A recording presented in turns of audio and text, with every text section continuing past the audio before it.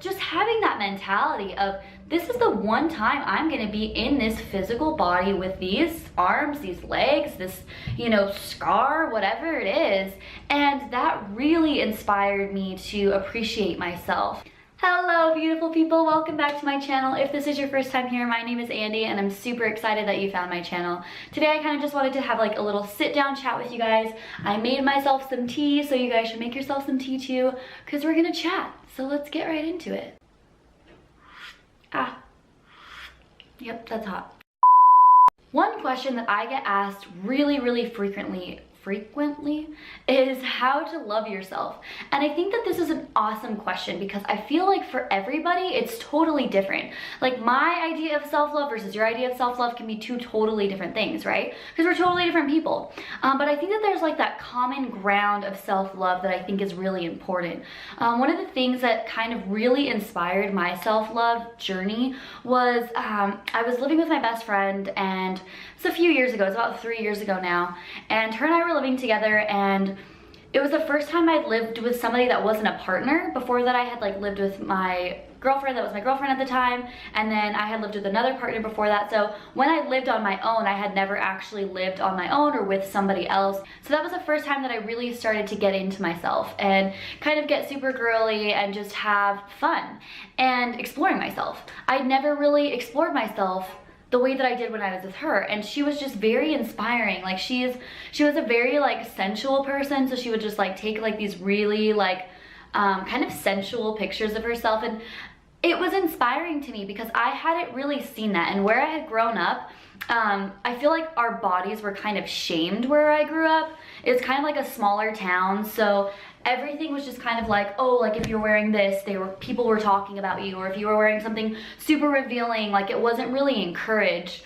And then where I grew up is kind of like an older town too. So the older generation, obviously, like if you were wearing short shorts, were like, hey, your shorts are too short. And I mean, well, you know how older generations can sometimes be, right? So that was the background that I had. So when I met this friend who was just like super secure in herself, super secure in her sexuality, it really inspired me. And I kind of like started to come out of my shell. She had like started shooting with people, or she had shot with people before, and done like photo shoots and stuff, and so I'd never really done anything like that. And so I started getting into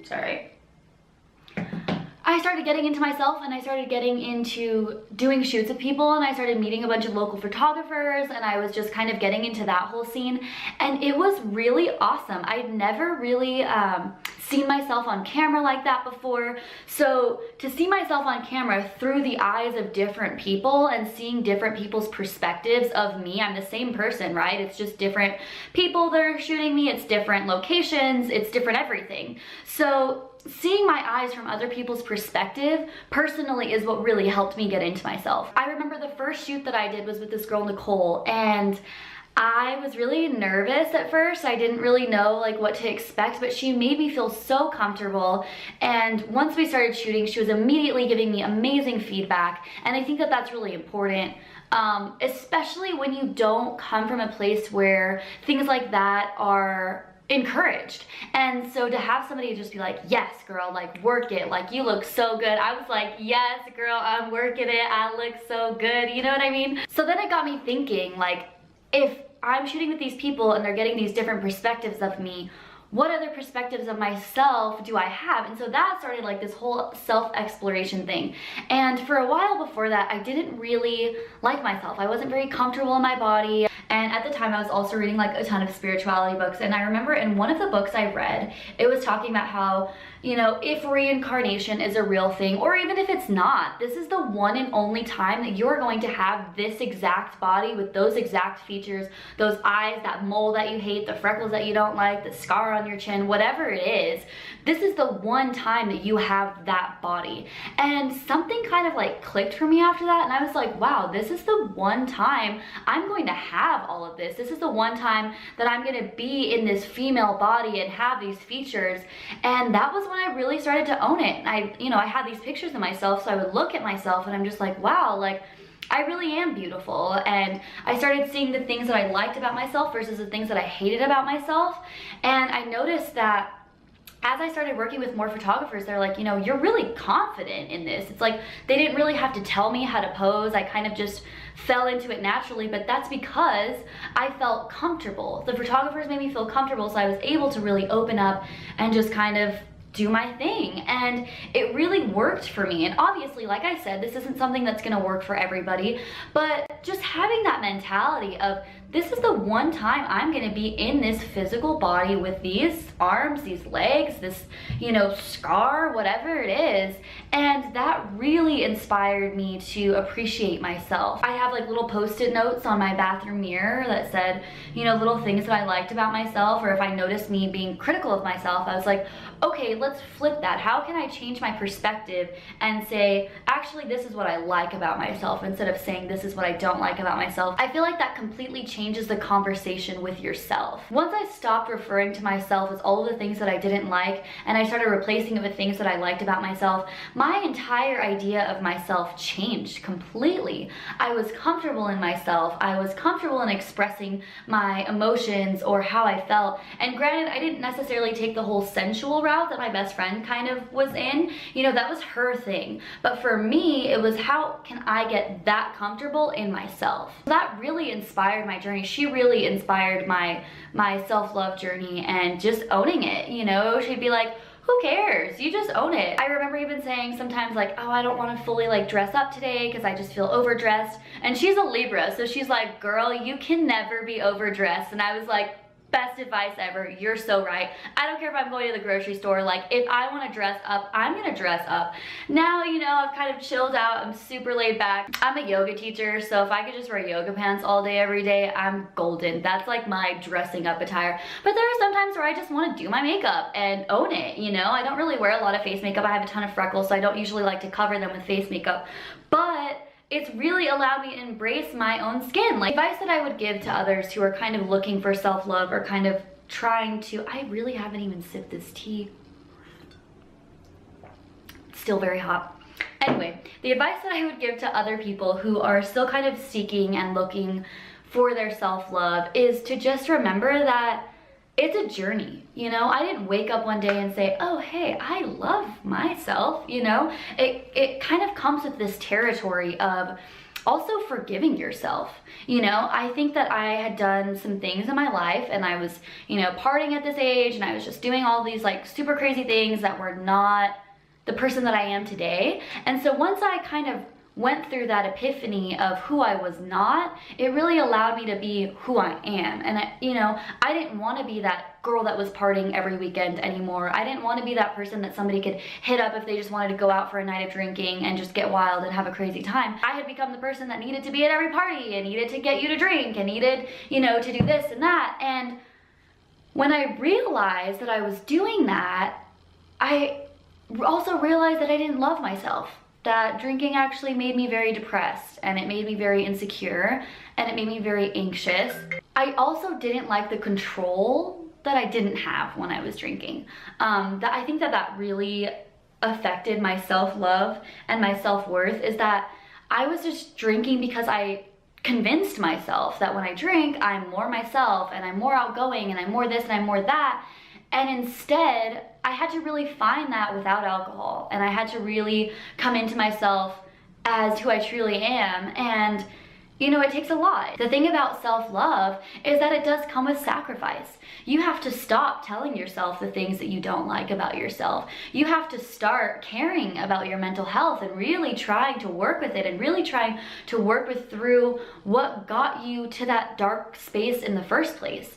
And you have to really break down your idea of what others have told you and take your power back. And that's hard. Taking your power back and taking yourself out of situations and, you know, forgetting who you were so that you can rediscover who you are is a process in itself, and it's not easy. You know, I'm not gonna sit here and say, oh, self-love is easy. All you have to do is, you know, put these affirmations on your mirror and you're gonna love yourself. Like, no, I still have days where I just don't feel right, or I kind of feel insecure, and those are the days that I really have to be more gentle with myself, instead of saying, oh, Andy, you know, you messed up. You don't like yourself today. We're back to where we started. We're back to this person who, you know, was mean and horrible and this and that. Like, no. You have to forget completely about the person that you were in the past so that you have the control and the power to decide who you're going to be today. And I think that that's really important. That's not something that's really talked about in the self-love community, is, hey, I had to go through a lot of shit, and then I had to push all of that shit away so that I could really heal that, really come to this space of acceptance, really come to this space of forgiveness for myself, so that I could love myself fully, accept myself unconditionally. And that'd be my advice to anybody who's having struggles with their self-love. Who told you that you aren't worthy of love? Take your power back from that. We're living in this technological age where everything is just like on social media, and people think that they know you versus like what you put on social media, and they don't. And that's another place that you can take that power back and say, yeah, I'm sharing this part of my life with you, but this is not who I am. So when people try and hold you to the standards of that, you can say, hold on, wait a minute. Yeah, you know, I'm this person that I portray online, but I'm also a human being, and I also have my days, and I also have to work and cultivate the power and the awareness that it takes to really love yourself. I think that one of the things that I noticed when I didn't love myself was that I didn't have that awareness. I wasn't present in my body. I wasn't present in the moment. I wasn't tuned in to the energy that I was really surrounding myself with and the friends that I was really surrounding myself with. So when I started to cultivate that self-awareness, I'd sit in groups of people and groups of my friends, and I'm like, these people really aren't my friends. You know, I'd start my self-love thing, and then I'd have friends that tore me down, and I was like, these aren't the friends that I want. You know, I started to say no and hold space for myself, and people were jealous of that. I started to do yoga and do meditation, and people were like, no, that's not who you are. You're this party girl. You're this girl that doesn't love herself. You're the girl that blacks out in the bathroom and, you know, whatever. Like, no. Take your power back from that. Know who you are. Don't let people tell you who you are. For the longest time, I allowed people to tell me who I was. For the longest time, I took other people's judgments and took it on myself. And I was like, oh, if this is how they see me, this must be how I am. No. You always have the choice. You always have the choice to change. You always have the choice to take that power back. Where did this idea of myself change? I think that's one of the biggest questions, you know, where is my self-awareness? Am I aware of the energy that I'm putting out? So my camera totally ended up dying the other day, hence the change in outfit, so I decided to finish it today. But you won't know that because, you know, you're on the other side of this thing. So basically what I was just trying to say is that when you can put yourself in other people's perspective and see you through their eyes, see, you know, how they see you, it makes it a little bit easier to kind of take your power back and say, wait, but this is how I see myself, because I'm the person that's lived with me for the last 22 years, just like you're the person that's lived with you, right? So when other people try and say, this is who you are, you can say, actually, this is who I am, because you know who you are. So it's kind of just like taking back that power and learning where you lost it so that you can bring yourself back to the truth. Another thing that kind of like really set off my self-love train was just getting comfortable with being by myself and getting comfortable with like learning who I am without so much stimulation, without other people, or by, you know, not going out all the time. Who am I when I'm just by myself and I'm in silence and I'm just with me? Like, who is that person? And getting, like I said, getting comfortable with that. You have to be comfortable with, you know, how awesome you are and where you need to improve. And I think that that's really important, especially with self-love. You know, it's all sunshine and rainbows and you love this about yourself, you love this about yourself, but what about those complicated parts of yourself? Or what about those challenging aspects of yourself? How can you learn to love those as well? The things that you deem unworthy or the things that you deem not good enough, how can you change the conversation, change the perspective to, okay, yes, I may not 100% be comfortable with this about myself, but either how can I change it or how can I learn to accept it so that I can allow that piece of myself to grow? I think for a long time, I put my worthiness in my relationships with other people. I'm very much like, I see me how you see me, rather than seeing myself how I truly see myself, right? And I think that it gets a little bit hard when you are around people all the time, because then you're just constantly like seeing yourself and how you see yourself through their eyes. So when I had some alone time to really get to know myself and to kind of like mess around with who I am, I learned that I am such a versatile person. Like at first I was just kind of like basing my views off of who I normally hang out with, and that's who I am. Whereas now I'm able to go around from groups of different people because I'm so versatile. Because I've accepted those versatile parts of myself, I can go from this friend group to this friend group to this friend group to this friend group, or I can kind of bring a whole bunch of people together because I am so versatile. So I can bring somebody from this group who wouldn't normally hang out with somebody from this group. And I think that that's a really awesome gift that I have. It definitely allows me to not really put a limitation on who I am, and instead I'm just kind of like this versatile being that kind of floats around from here to here. And so I know that some of us need a little bit more of like a tangible way to start loving yourself, or to like start exploring yourself. And one of the things that I would definitely suggest is like journaling. Journaling, you can just like let whatever is on your mind go into this journal, and there's so much fun to look back on like years later. I have a journal from like 2015, and it's just so wild to see where I was then and what I was worried about then versus like where I am now and what I was worried about now, or like what I'm doing now. It's so interesting because you get to see like these little patterns of yourself, and you're like, wow, okay, I was here 3 years ago at this time doing this, and I'm kind of doing the same thing, or like I at least have the same pattern. So it's like, how do the patterns change over the years? I think it's so interesting to look at. So if you need kind of more of like a tangible way to start getting to know yourself, I definitely suggest journaling. Other than that, I hope that this video was a little bit helpful to kind of start you on your self-love track. And if you have any questions at all of my social medias will be linked down below, so you can go ahead and get in contact with me there, or subscribe to this channel, like this video, give it a thumbs up if you thought that, you know, this is something that you needed to hear. If it resonated with you at all, just give it a thumbs up.